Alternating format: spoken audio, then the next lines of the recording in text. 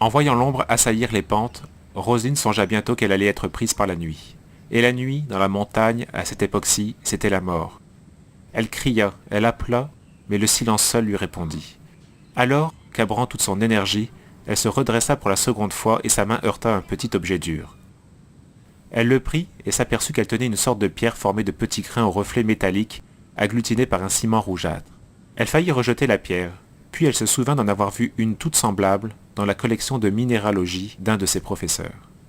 Ça doit être un minerai de fer. Il y aurait donc des gisements de fer par ici? Elle avait la tête trop lourde pour réfléchir longtemps à cette découverte. Si elle voulait vivre, elle devait quitter cette terre désolée qui lui appartenait peut-être, mais qui ne pouvait même pas lui offrir le moindre abri. En se traînant, elle atteignit la piste qu'elle avait suivie derrière les rochers. Et, au bout d'1 heure d'effort, elle atteignit enfin le chemin qui montait de la chapelle. Mais elle se sentait incapable d'aller plus loin. L'ombre était maintenant autour d'elle, sournoise et glacée, et la petite chapelle là-bas paraissait inaccessible. « Mon Dieu, ayez pitié de moi !» murmura Roselyne saisie d'une angoisse folle. De terribles histoires de voyageurs perdus dans la montagne hantaient sa mémoire. Elle savait que ceux qui s'endormaient dans la neige ne se réveillaient pas, et un sommeil irrésistible s'emparait d'elle. Elle fit encore quelques pas, poussée par un ardent effort de volonté.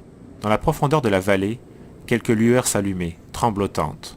De gros nuages emplissaient le ciel et les premiers flocons d'une nouvelle tempête commençaient à tomber. Ah, comme Roselyne était seule, perdue sur ces pentes désertes. Elle avait été perdue par son tuteur, qui ne songeait sans doute qu'à la voler. Elle ne savait pas au juste de quelle manière, mais elle en était sûre. Elle était abandonnée par M. Verneuil et par ses lointains amis, qui ne s'occupaient plus d'elle. Et les 4 jeunes inconnus qui l'avaient entraînée dans cette aventure n'étaient pas là pour la défendre. Elle comprit enfin qu'il était inutile de lutter, qu'elle ne rentrerait ni ce soir, ni jamais à la solitude. Elle ferma les yeux car la neige l'aveuglait.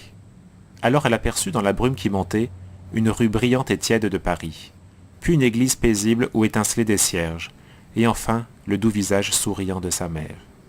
Puis ses bras s'agitèrent, cherchant à saisir quelque chose, et elle glissa sur la route blanche sans un cri, sans une plainte. La neige tombait toujours.